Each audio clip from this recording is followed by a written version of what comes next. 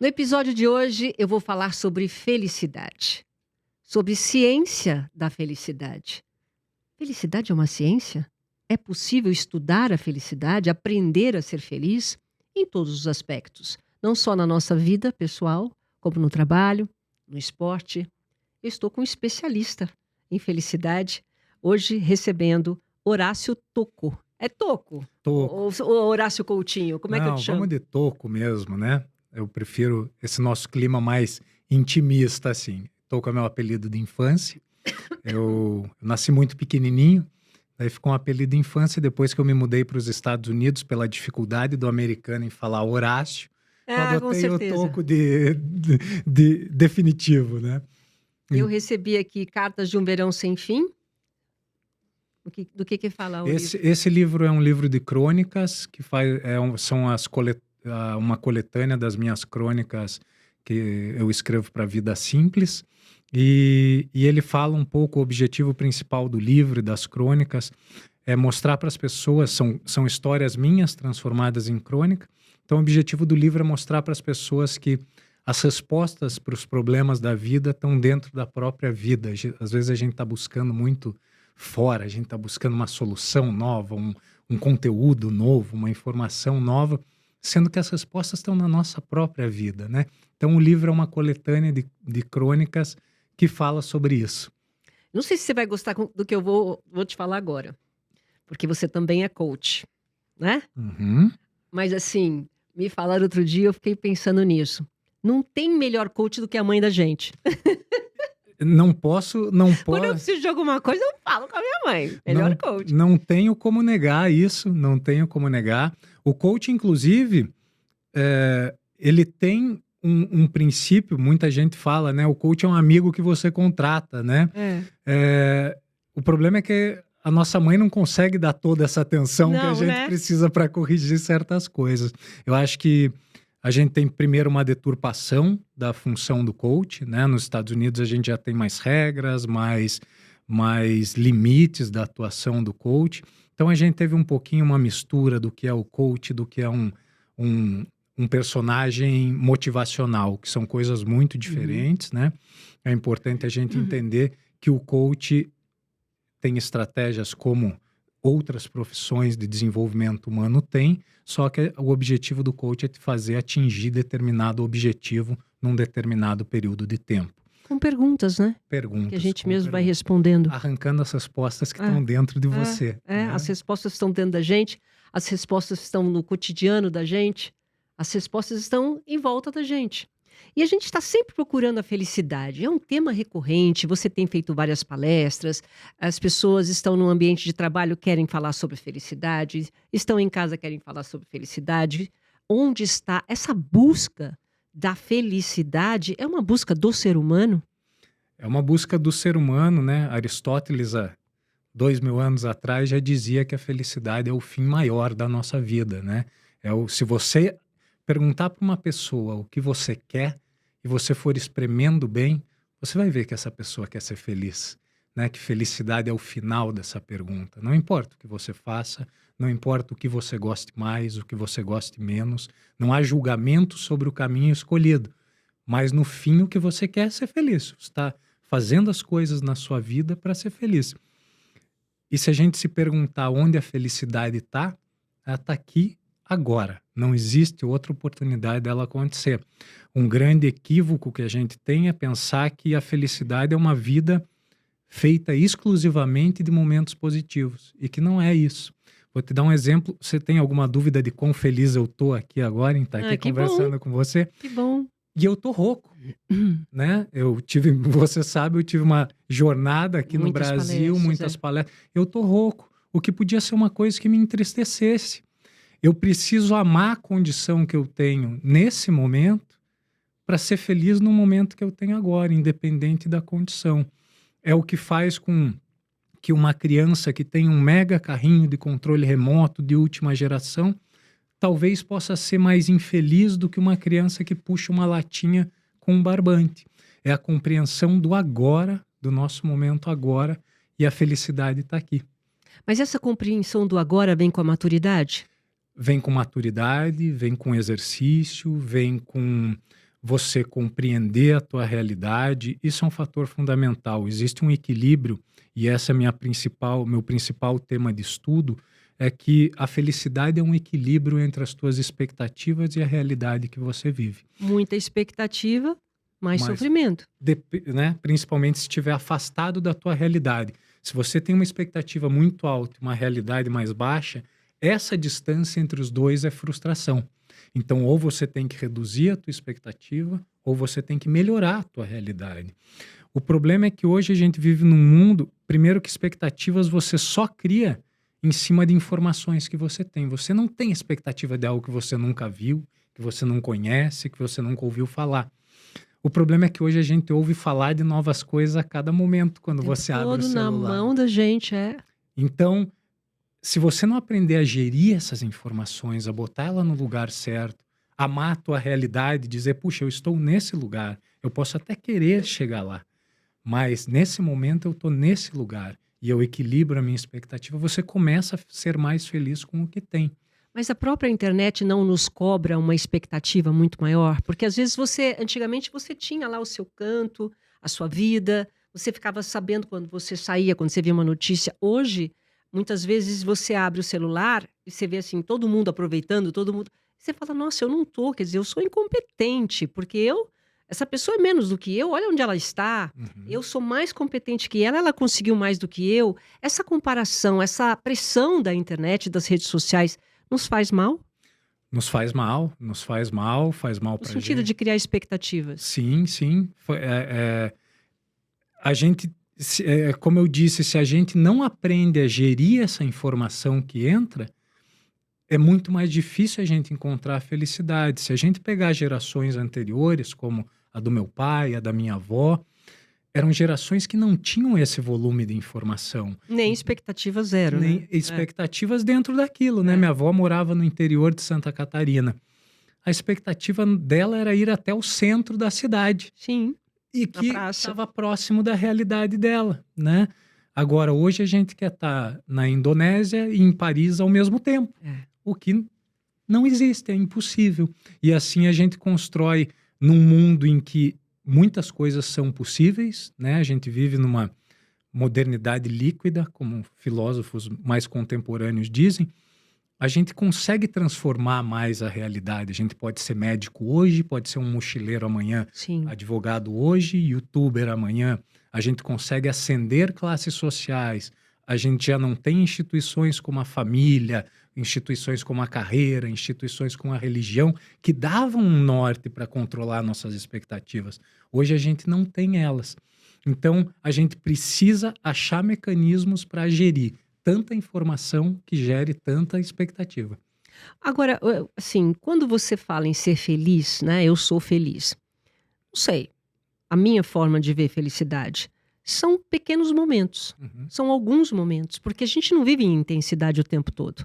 Tem uma fase da nossa vida que é muito intensa, que a gente está construindo as coisas. Então, a gente é mais feliz quando consegue as coisas que quer. Uma casa, né? O carro, enfim. Estou falando de coisas materiais. Quando você vai chegando mais próximo à maturidade, vai envelhecendo, a sua felicidade vai mudando. Então, de acordo com as fases de vida, aquilo que você quer, que você almeja, vai mudando. Então, o ser feliz é diferente para cada um. O que é ser feliz? Sem dúvida. Existe uma pesquisa muito famosa nos Estados Unidos em que eles pegaram os 100 últimos ganhadores de loteria e 100 pessoas que perderam membros em acidentes de carro. E, na média, o que se percebe é que 6 meses depois, ou que você ganhou na loteria, ou que você teve algum acidente grave, você retorna ao teu mesmo estado de satisfação anterior. Isso se chama adaptação hedônica na ciência. E o que a gente tira disso? Que a gente está direcionando muito a felicidade para fora, sendo que essas coisas são passageiras. Então, respondendo a tua pergunta, sim, a felicidade é de cada um, ela está dentro da gente. Por isso que eu acho que a gente, em algum momento, poetizou demais o autoconhecimento. É importante que cada um saiba o que quer, o que faz feliz. Às vezes eu gosto do feijão em cima do arroz, você gosta embaixo. E se você não descobrir o que você gosta, você não vai encontrar esse caminho. Então, primeiro tem que descobrir o que eu gosto. Perfeito, essa é a base de tudo. Você ter o autoconhecimento de descobrir quem você é a primeira parte. Não adianta você querer construir coisas baseado na vida do outro.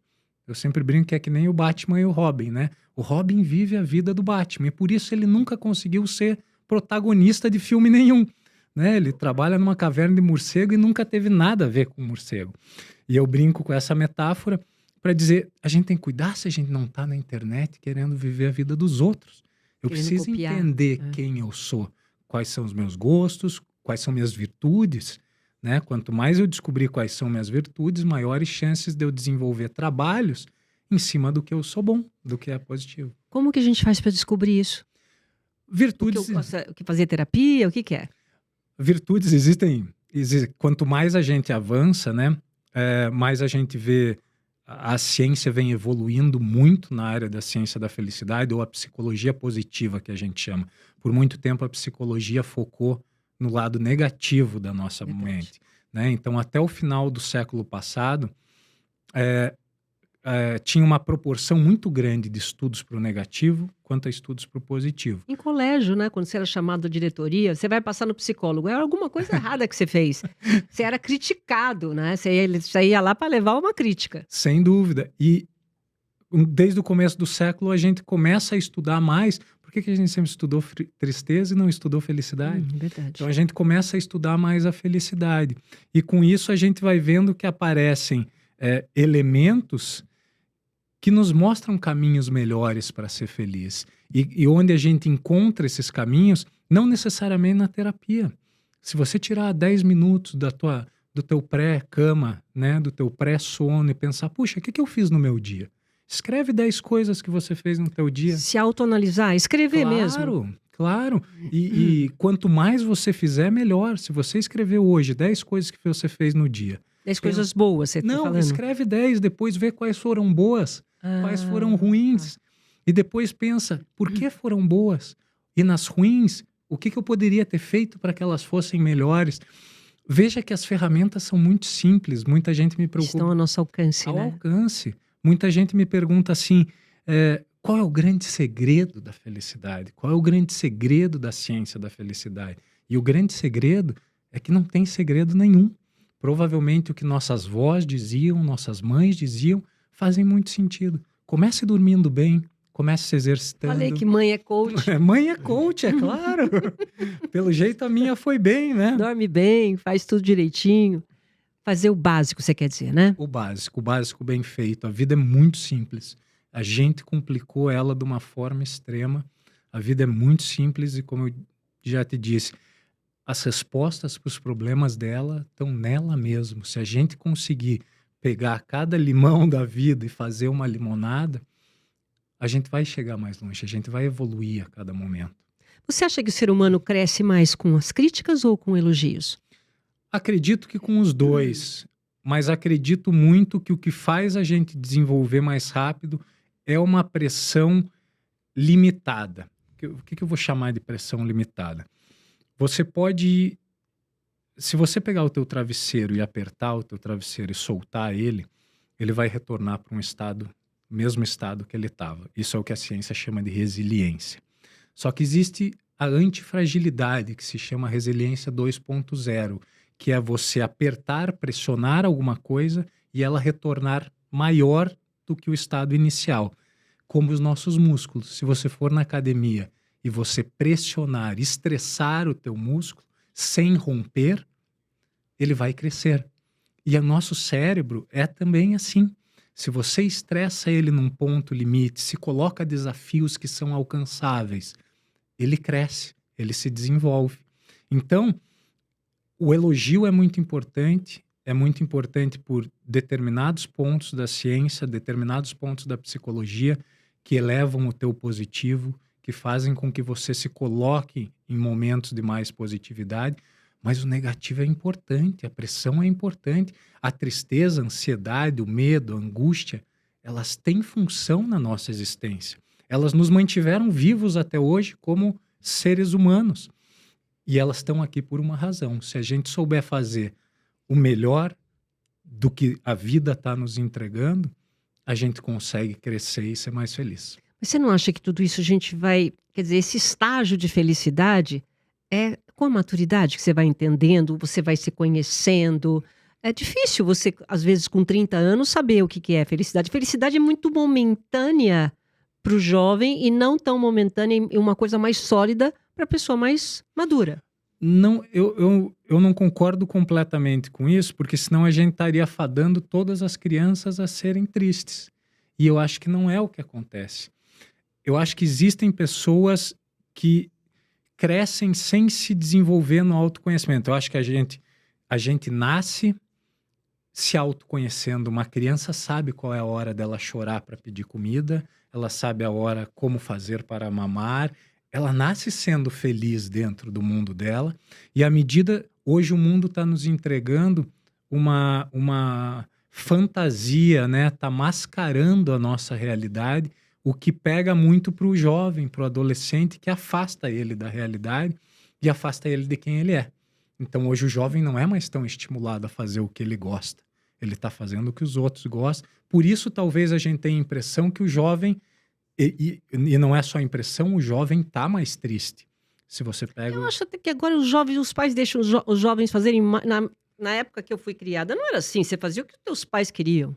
Tinha um roteiro. Agora não. Agora o jovem tem um pouco mais de liberdade, você não acha? Tem muita liberdade e essa é uma das causas dos problemas.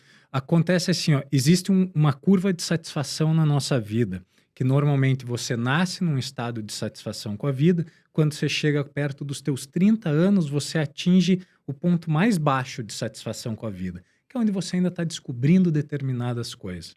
E depois ela volta a crescer e cai onde você me falou que faz sentido. As pessoas mais velhas tendem a recuperar esse prazer com a vida, dar mais valor ao tempo, dar mais valor às pessoas.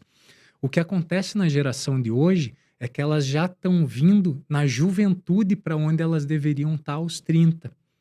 E o que a ciência não consegue explicar ainda é onde elas estarão aqui na frente, com os seus 60, 70 anos. Porque esse momento da juventude é onde elas deveriam estar desenvolvendo resiliência, otimismo, esperança, capacidade de lidar com seus problemas.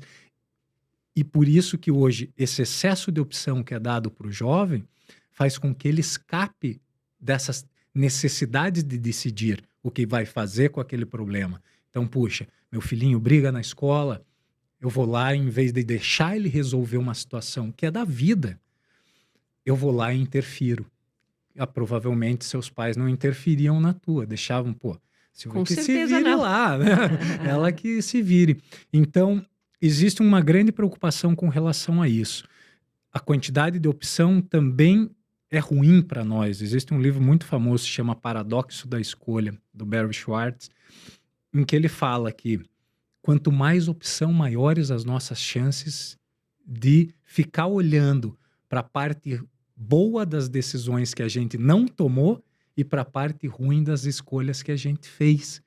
E é o que acontece com o jovem hoje. Ele tem tanta opção que ele está olhando o bom do que os outros fizeram e o ruim do que eles escolheram fazer, do que eles têm que fazer. Então isso dá uma confusão, te gera ansiedade, te gera depressão, te gera tristeza, te gera medo. Então temos um grande desafio com a geração mais jovem, sem dúvida. Um dos maiores desafios que a gente está falando do ser humano é justamente controlar as emoções, controlar a ansiedade e principalmente trabalhar a mente a favor, né? O esporte ajuda muito nisso? Ajuda. Eu acho que o esporte, na verdade, é uma instituição que nos ensina disciplina. É verdade. Né? Você que tem muita ligação com o esporte sabe disso, né? Normalmente, um bom esportista desenvolve disciplina. E a disciplina, a gente tende a pensar assim, puxa, eu não quero ser disciplinado porque isso vai me aprisionar. Mas, na verdade, a disciplina é libertadora. Nossa, eu amo as coisas que eu tenho disciplina. Que é libertador mesmo. É libertador porque você não precisa escolher o que você... Já foi escolhido. Exato. Cada vez que a gente tem que escolher algo, é um momento ruim pra gente. É verdade. Então, puxa, se você decidiu, né, que todo dia de manhã você vai pra academia... Você nem pensa. Você não escolhe mais. Já acorda e vai. E você deixa a tua cabeça com esse espaço vazio para escolher outra coisa. Escolher ser mais criativo. Legal isso. E o esporte é fundamental nesse ponto. Em criar resiliência, em criar espírito de equipe, em criar disciplina, além de desenvolvimento de questões físicas naturais que o esporte desenvolve, né? Quando você tem, por exemplo, acho que você falou numa das suas palestras, alguma coisa que eu ouvi, você disse o seguinte: se você for ensinar a técnica para um grupo, todos aprendem. Uhum. Mas o diferencial do campeão é o treinamento da mente. Uhum, É sim. isso? Grandes exemplos a gente tem, né? Vem do tênis, principalmente de esportes individuais, a gente vê muito isso, né? Quando você questiona grandes campeões, Federer, o Nadal, você percebe que na técnica eles poderiam se equiparar aos outros em algum momento. Mas o Federer fala muito isso, né? Que o grande diferencial dele é a capacidade dele de se recuperar após um ponto perdido, que os outros não têm, né? E o esporte ensina isso, porque do mesmo jeito que eu falei que a felicidade não é a presença constante de alegria, a felicidade é uma mescla de tristeza, de agonia. O esporte também não é sobre só vencer. Inclusive, você vai perder muito mais do que É ganhar, como na verdade. vida. Uhum. Então, veja, o esporte é um reflexo muito claro do que você pode encontrar na vida. E da mesmo jeito, no esporte e na vida, quem tem a melhor mente, quem tem a melhor capacidade de gestão da sua saúde mental, é o que vence, é o mais feliz, né? É. Sabe quando tem assim Olimpíada? Não sei se você já parou para pensar nisso. Às vezes o brasileiro, agora não, graças a Deus a gente já está aprendendo, né? Essa coisa da mente, tem psicólogos, tem uma equipe multidisciplinar que ajuda.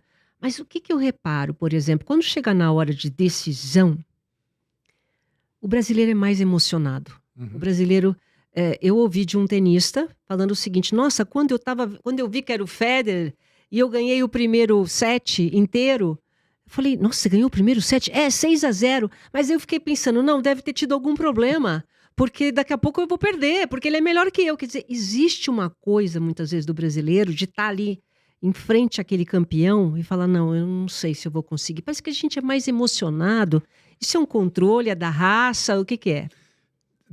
A gente é um povo muito mais emocional do que, por exemplo, eu morando nos Estados Unidos, eu percebo isso, né? O americano, ele é muito mais frio do que nós.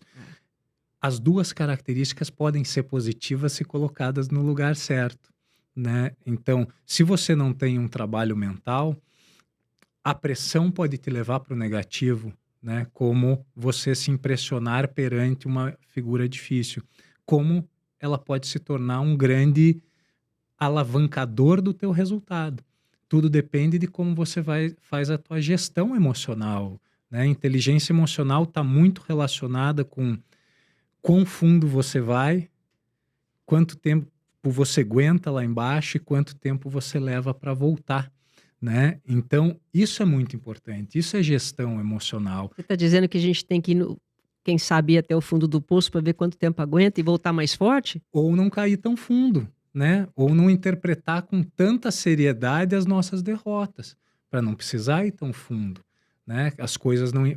A gente conhece pessoas que quando perdem já... Não é nada, isso aqui não é nada, levanta e vamos para a próxima. E você vê que essas pessoas têm uma capacidade de lidar com os problemas da vida impressionante. Porque assim, eu ouvi numa das minhas entrevistas também, que você não... O esportista, o atleta que treina, ele treinou tudo o que ele podia, e a gente pode levar isso também muitas vezes para a empresa, que trabalhou, ele fez o melhor que ele pôde. Ele não perde. O outro foi melhor. O duro é quando você sai de um jogo e fala, puxa, eu podia ter treinado mais, eu podia ter feito melhor, eu podia ter ficado... Né? Você não dá o teu 100% dentro daquilo que você está fazendo, né? É aí que é o perdedor. A única coisa que a gente tem controle na vida é sobre o que a gente vai fazer. Então, onde a gente tem que focar? Em chegar no máximo que a gente pode chegar. Eu não consigo controlar se o outro vai jogar melhor que eu ou não. Eu consigo controlar o quanto eu posso ser o melhor que eu posso ser. Então, é muito importante que se construa essa noção do vencer. Eu conheço muita gente que perdeu, mas ganhou. Que foi lá e deu o seu melhor. Me lembro de algumas Olimpíadas atrás em que foi um nadador de um país africano, eu não lembro qual era o país, mas que ele não sabia nem nadar Eu direito. lembro Lembra? disso. Colocaram ele na piscina. Aquilo é um vencedor, ele não tem Nossa, ele medalha. não sabia nem dar abraçada. Eu Exato. lembro disso. Então não é sobre chegar em primeiro. Até porque se a gente for medir a vida de todo mundo sobre chegar em primeiro, ninguém chega em primeiro e a gente vai dizer que todo mundo é perdedor. A vida é sobre a gente chegar em primeiro para a gente, que naquele momento que nos é entregue, a gente faça o nosso melhor, consiga entregar o nosso melhor, se esforce ao máximo para ser, eu não gosto muito disso, mas ser a nossa melhor versão, né? Eu acho que esse é uma definição de vitória, né? É você estar consciente de onde você pode ir e chegar lá. E sabe que desde que eu tomei consciência de que eu não consigo controlar o que as outras pessoas vão fazer, eu tenho isso como uma máxima. Eu posso controlar isso? Não, não posso. Não depende de mim? Não, não depende. E eu parei de sofrer. Porque a gente quer, essa ansiedade toda que as pessoas têm é tentar controlar o que o outro vai fazer, né? Uhum. E não só o que o outro vai fazer, a gente quer muito controlar tudo. Não só o que o outro vai fazer, a gente quer controlar o mundo, a gente quer controlar o tempo, a gente quer controlar como as coisas vão acontecer, e a gente não tem muito controle sobre as coisas, né? Tem aquela oração da serenidade que diz, né, Deus, dai-me força para mudar as coisas que eu posso mudar, paciência para aceitar as coisas que eu não posso mudar e sabedoria para discernir uma das outras, né? E é isso. Se a gente entender o que a gente pode mudar e focar nelas, isso faz toda a diferença e a gente não despende energia no que é inútil para a nossa vida. Mas isso é um exercício? Como é que eu faço? As pessoas que estão ouvindo a gente agora, estão assistindo. Ah, muito bonito o que o Horácio está falando, mas como que eu faço isso? São pequenas mudanças no dia a dia? Como é que uma pessoa que tem o seu dia lá, acorda de manhã, trabalha, pode ter essas mudanças aí de autoconhecimento? Primeiro assim, não existe transformação rápida, como não existe para os nossos músculos. Podemos sempre manter aqui esse paralelo com os nossos músculos, né? Não existe transformação rápida. Segundo, demanda disciplina e vai demandar um tanto de desconforto, porque toda transformação demanda desconforto, todo crescimento demanda um pouco de desconforto. Você precisa sair de onde está para ir para outro lugar. Tem que ter esse desconforto. Tem que ter movimento, tem que ter atitude, tem que ter ação. E daí coisas tem que ter recorrência, tem que ser disciplinado para construir. E hoje tem inúmeras atividades que você pode fazer para desenvolver. Hoje o que a ciência nos mostra é que a felicidade pode ser treinada, que o otimismo pode ser treinado, que a resiliência pode ser treinada. Eu posso treinar felicidade? Pode. Existe uma atividade que é muito famosa, de várias, né? Mas existe uma atividade que é uma das mais famosas da psicologia positiva, que se chama Three Good Things, 3 coisas boas. A gente tem um viés negativo nosso que vem do tempo das cavernas. Você tinha que ter o viés negativo. Talvez você não fosse achar uma maçã no outro dia, talvez um tigre corresse atrás de você. Você tinha que pensar no negativo. Os perigos se tornaram menores e a gente continuou com esse viés. Então a gente precisa redirecionar o nosso cérebro. E essa é uma coisa dos últimos 25 anos, que é a neuroplasticidade, é mostrar que eu posso reconstruir vias neurais no nosso cérebro. Então, puxa, como é que eu direciono para um viés positivo? Pegue todo dia à noite e escreva 3 coisas boas que aconteceram no teu dia. E você começa a olhar e admire elas. Óbvio, se você fizer um dia, não vai mudar a tua vida. Agora, faça isso por um ano. Antes de dormir. Antes de dormir. Ou 3 coisas que você fez que você ficou orgulhoso de você, é isso? Exatamente. Ou 3 coisas que fizeram você se sentir bem. 3 coisas boas do seu dia. Comece a escrever isso. De 1 mês, 2 meses, você começa a ver que você começa a olhar para as coisas com mais carinho, com mais atenção. Óbvio que não é só isso. Gratidão, né? Não é a gratidão do gratiluz, né? É a gratidão do quais são as coisas pelas quais você é grata, né? Pegue um evento bom da tua vida. Você pega aqui, tipo, por exemplo, a tua formatura. Pode ser lá para trás. Ninguém constrói nada na vida sozinho. Vai lá na tua formatura, pensa assim, puxa, quem me ajudou a me formar? Sei lá, foi meu pai que dirigiu o carro para mim para a faculdade, foi um professor que me ensinou, foi a minha irmã que me ajudou a me vestir na minha festa de formatura. Não sei. Escolha uma pessoa dessas que esteja viva ainda, enfim.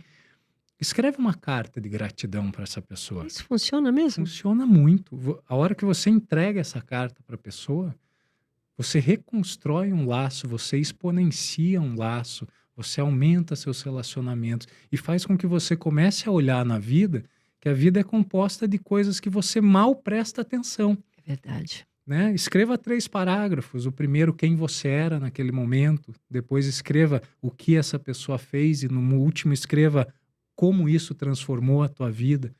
E você começa a ver, né? E são tudo exercícios para que você só pare um momento para pensar na tua vida. Você sabe que toda noite entra, né? Eu tenho um iPhone, entra, hora de parar um momento e escrever sobre o seu dia. Eu falo, quem que pôs isso daqui? Eu não tenho esse aplicativo. É do próprio celular. Uhum. Quer dizer, pedindo para que você pare um momento para pensar no teu dia.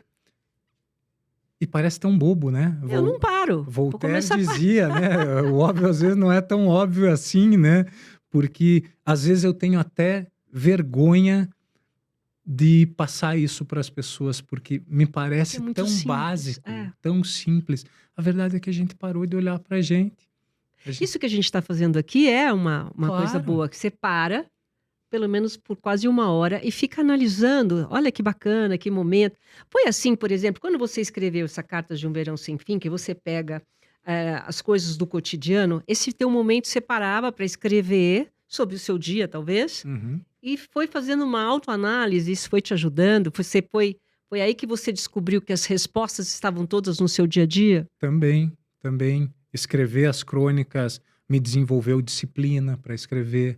Escrever as crônicas me colocou mais em contato com um ritual que eu precisava ter todas as semanas. Quem escreve sabe o quão difícil é escrever uma crônica semanal. Eu fiz isso por 300 domingos, sem parar, todos os domingos. Mas dá uma disciplina danada, né? Eu tinha de Danada. esportes. Dá uma disciplina danada na gente. E é óbvio que esse parar e olhar para a nossa vida nos coloca um pouco mais de volta no trilho. E quanto mais eu faço isso, mais olhando para o meu trilho eu tô, que me permite tomar decisões que estejam alinhadas com o meu trilho. Hoje muita gente não sabe se a decisão que está tomando é boa ou ruim para mim.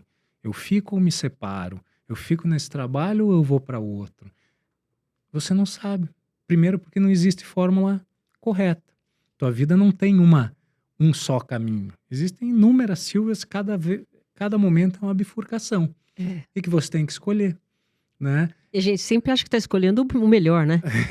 E daí Fala, depois... cuidado com as suas escolhas, mas quando eu escolho, eu acho que eu estou escolhendo o melhor. Mas depois que você escolhe, você acha que o gramado do vizinho é mais verde. É nada, depois que eu escolho tudo. Falei, ih, Silvia Vinha, você tinha que ter escolhido de outra forma, caramba.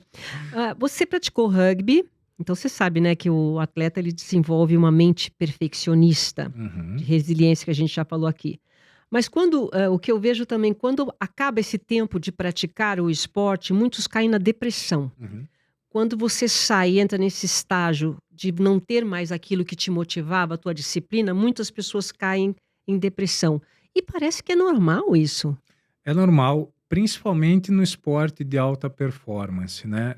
Eu acho que tem um equívoco que a gente também carrega na vida, é que usar os grandes heróis esportivos ao pé da letra e tentar trazer isso para a nossa vida, sendo que a alta performance está além do nível normal de uma pessoa. É por isso que eles são super campeões, super vencedores. Eles desenvolvem um senso de perfeccionismo que é impossível trazer para a vida. O perfeccionismo é um problema grave porque a gente precisa aceitar a nossa condição de ser humano. A gente precisa abraçar os nossos defeitos para conseguir corrigir eles. E se a gente começa a desenvolver uma mentalidade muito perfeccionista, você também começa a esperar o perfeccionismo da vida, o perfeccionismo do teu companheiro, o perfeccionismo do teu chefe, do teu subordinado. E quando você vê, você está vivendo num mundo que não é teu, porque não existe esse perfeccionismo. Não dá para você controlar, né? Não tem jeito. Certamente os grandes atletas ainda têm a questão da exposição, em que se perde muito a exposição quando se encerra uma carreira, né? perde muito da fama, E se dedicou muito, né? Aquela se dedicou, intensidade. passam por problemas que todo mundo vai passar, né? Em lidar com o envelhecimento, em lidar com o seu corpo se transformando. Um atleta que tinha um corpo perfeito para aquela determinada atividade esportiva começa. Por isso que é importante você desenvolver essa capacidade de entender a vida, de entender que a gente tem etapas e amar cada momento, cada fase da tua vida, se amar, né? Só que Mesmo as ruins, né? Porque tem mesmo as fase que a gente tá ruins, péssimo. Tem mesmo, dias assim, eu sou uma pessoa muito feliz. Eu acordo, gosto de acordar cedo, fazer minha ginástica. Mas tem dias que é difícil levantar. tem, Mesmo com todo o meu otimismo. E tem. todo mundo passa por isso. São picos de felicidade, são picos de momento. Isso é do nosso organismo ou são fases mesmo? Não, é porque está tudo presente. Eu costumo dizer assim, que o maior problema que a gente lida, o maior mito que a gente lida hoje com relação à felicidade, é que as pessoas ficam tentando buscar a felicidade. E existe uma metáfora sobre isso, que a felicidade é que nem o sol. Se você ficar olhando para o sol, você primeiro vai perder um pouco a tua visão, depois vai embaçar, e se você seguir olhando para o sol, você vai ficar cego.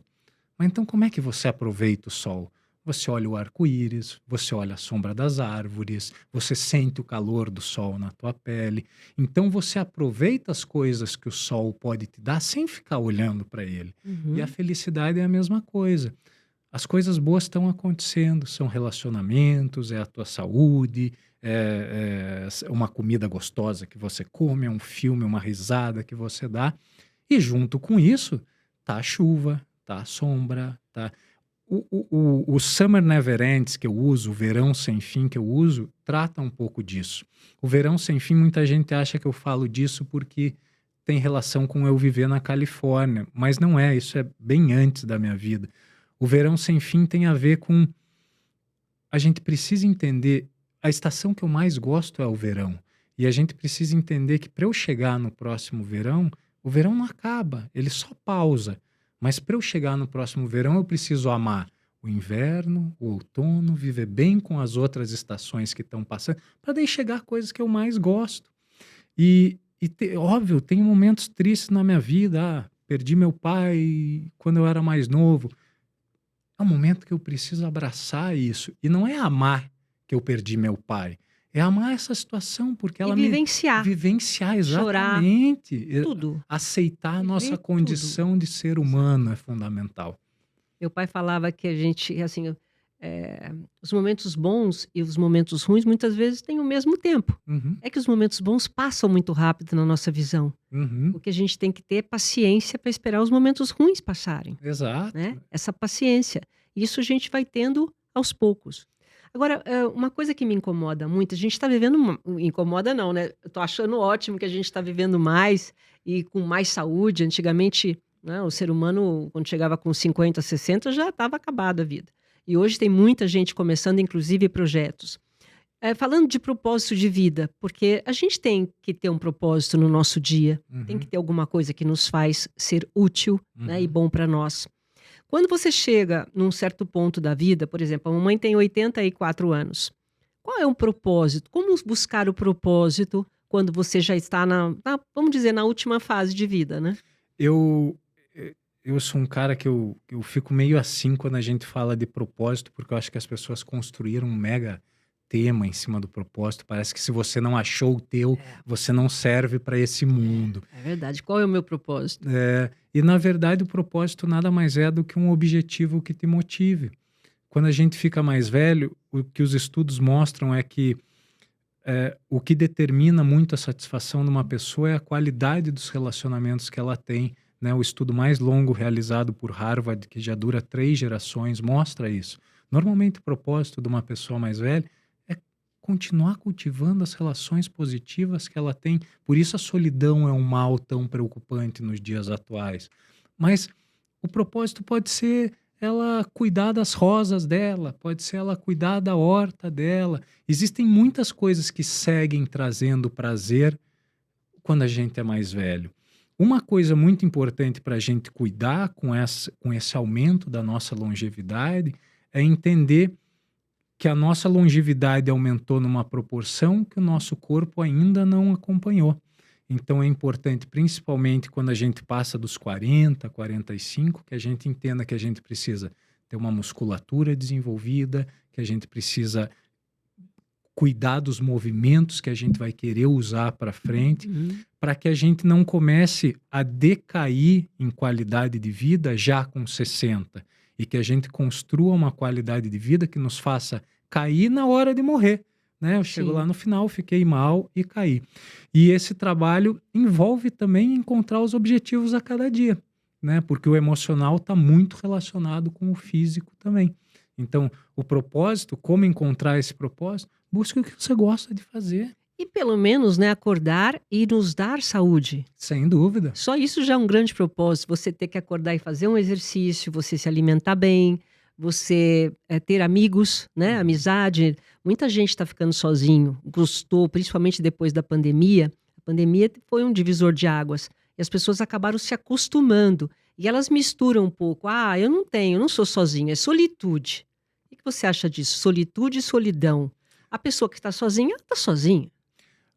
A solidão, ano passado, o Vivek Murthy, que é como se fosse o ministro da Saúde americano, ele trouxe esse tema falando que a solidão é uma epidemia hoje. É um problema muito sério, porque hoje ela impacta tanto no nosso físico como fumar.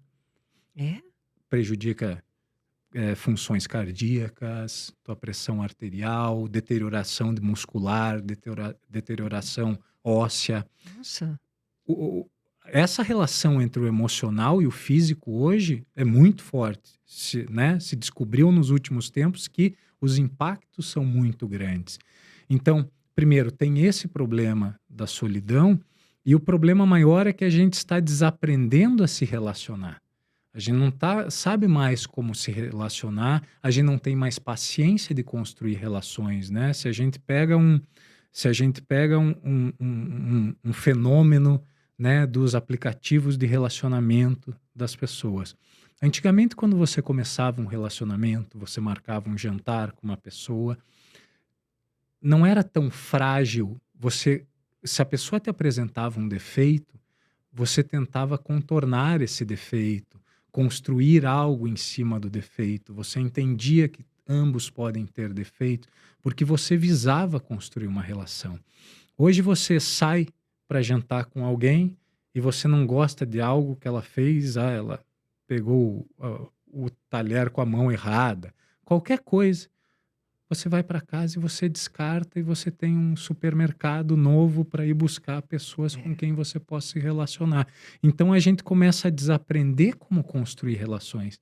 Então, tão perigoso quanto a solidão que a gente vive hoje é não estar desenvolvendo ferramentas para construir isso, para ver as pessoas cara a cara, né? Tem muita gente, né? Eu dou mentorias em que às vezes a pessoa está num lugar de tanta solidão que ela só precisa, puxa, vá na sua comunidade, comece uma academia, vá na igreja, né? Vá conhecer os clubes, vá participar de atividades no seu clube, vá se relacionar com pessoas.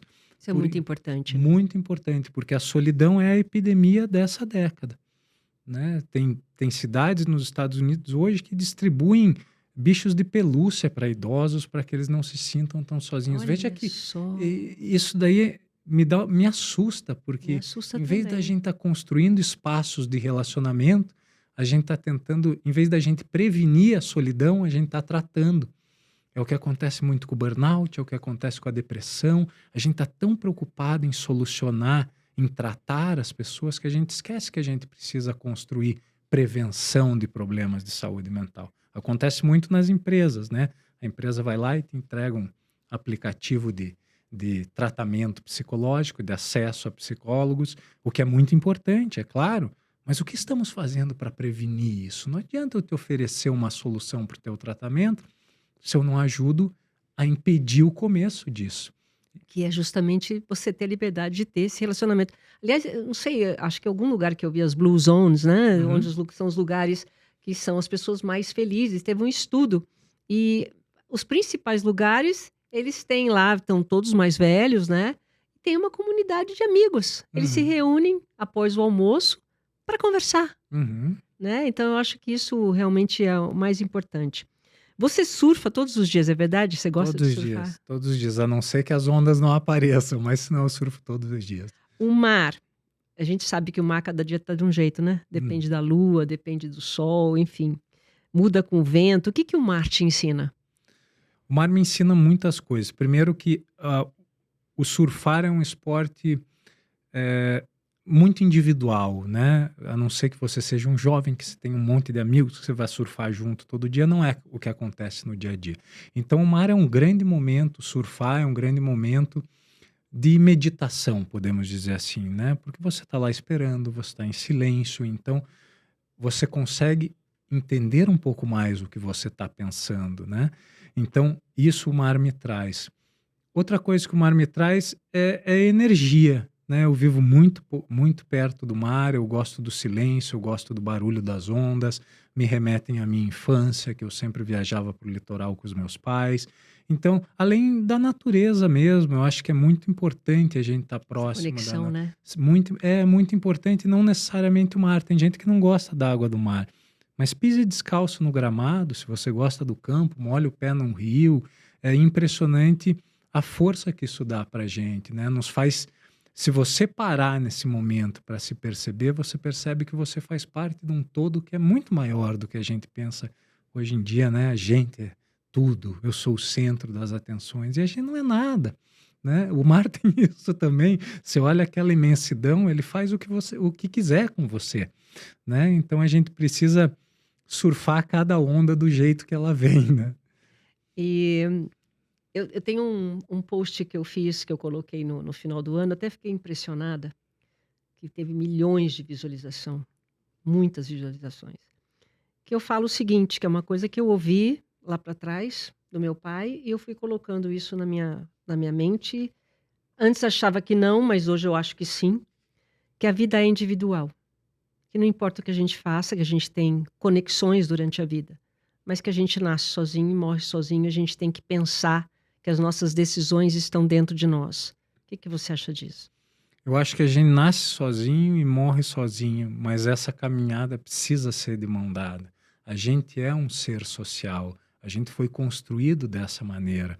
O ser humano não consegue se desenvolver sem essa relação com o outro. Eu acho que é muito importante a gente entender isso, porque se a gente não entender isso, talvez a gente seguir para o lado da solidão e entender que a gente é autossuficiente e a gente não é. As conexões humanas fazem uma grande diferença na nossa vida. Nas sinapses, em tudo, né? Em A gente tudo, desenvolver. em tudo. Em todas as maneiras da gente se desenvolver, a nossa comunicação é o que nos permite conhecer coisas sem nunca ter visto elas. É essa conversa que eu tenho com você, em que eu posso te falar algo sobre o mar que você nunca tinha percebido, ou até sobre outra pessoa que eu nunca conheci e que você me traz informações. Veja que eu torno muito mais amplo o meu, a minha referência de vida, a minha perspectiva sobre a vida nessa comunicação, nessa troca, nesse suporte. Existem, a gente podia conversar horas aqui sobre isso, né? Estudos sobre o impacto do toque humano, né? A diferença que faz entre uma criança que nasce e é colocada em contato direto com a mãe, de uma criança que sai e não é colocada. O toque humano, Toque humano, né? sabe? Quando O você amor. fala em alguém e toca no ombro, ou quando você aperta a mão de alguém, é muito mais do que a relação simples e pura. O teu corpo responde fisicamente. O que a gente está falando aqui não é poesia. O que a gente está falando aqui é ciência, é físico. Você dispara, né? A mãe, quando toca na criança, dispara um hormônio do amor, que a gente chama, que é a ocitocina, que gera inúmeros benefícios para o teu corpo. Então a gente não pode ignorar o poder de conviver com os outros, de se relacionar, de tocar, de conversar, de olhar. É fundamental para a nossa vida. E é aí que está a grande felicidade, né? E celebrar sempre, cada vitória, celebrar sempre. Sempre, não tem como deixar elas passarem, porque é tão difícil vencer. Se a gente for deixar de lado o comemorar, a gente está jogando fora as oportunidades que a gente tem de ser feliz. Muito bem. Obrigada. Foi um prazer conhecer você, ter você aqui no programa. E parabéns pela sua caminhada. Eu acho que cada vez mais, né? Isso daí é uma missão que você tem na sua vida. Você encontrou, você não gosta muito, mas você encontrou o seu propósito. E eu agradeço muito pelo seu tempo aqui, viu? Obrigado você pelo convite. É uma honra estar aqui. Muito obrigada pela sua companhia e até o nosso próximo programa. Tchau.